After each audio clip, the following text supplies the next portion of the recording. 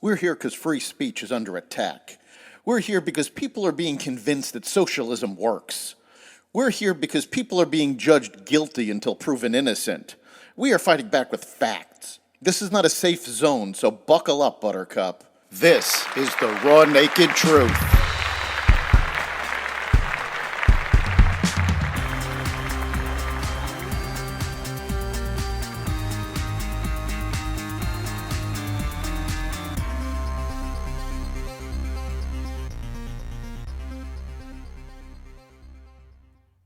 Economic slowdowns and more. Welcome to the Raw Naked Truth. I'm your host, Eric Lupkin, and here's the news you need to know. The U.S. economy grew at a faster than expected 2.9% annualized pace in the fourth quarter of 2022, but that's a slowdown from 3.2% the previous quarter, according to Commerce Department data. For the full year, gross domestic product grew 2.1%.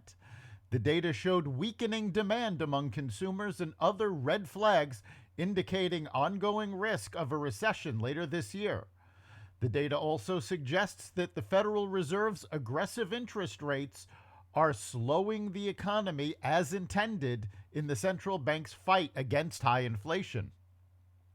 The numbers are good, said Robert Frick, chief economist at Navy Federal Credit Union.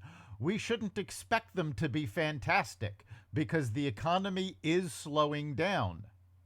Consumer spending also slowed, falling 0.2% from November to December, and was revised lower to show a drop of 0.1% from October to November. Last year's holiday sales were sluggish for many retailers, and the overall spending figures for the final 2 months of 2022 were the weakest in 2 years. The National Archives sent a letter to representatives of former presidents and vice presidents, asking them to review personal records to see if they have any classified documents. The request came after the recent discoveries of papers with classified markings by representatives of President Biden and former Vice President Mike Pence. The FBI last year seized classified documents at former President Donald Trump's Mar-a-Lago residence in Florida.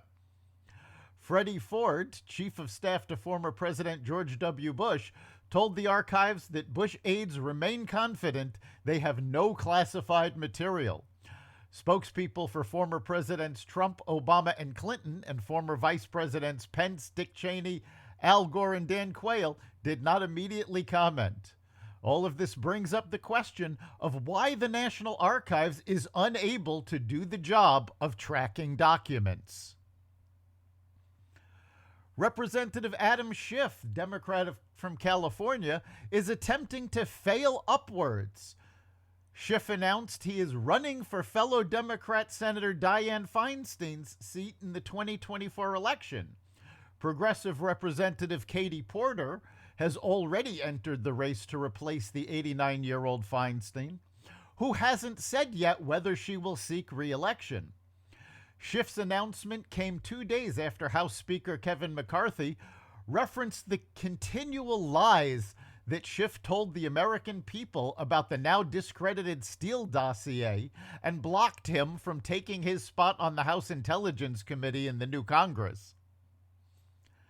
As Senate Judiciary Committee member John Kennedy slammed President Biden over his latest comments toward quote-unquote MAGA Republicans, whom he claimed are putting forth policies that would choose to inflict this kind of pain on the American people. Kennedy stated, "I think that President Biden is the only person in the Milky Way who thinks our country is headed in the right direction."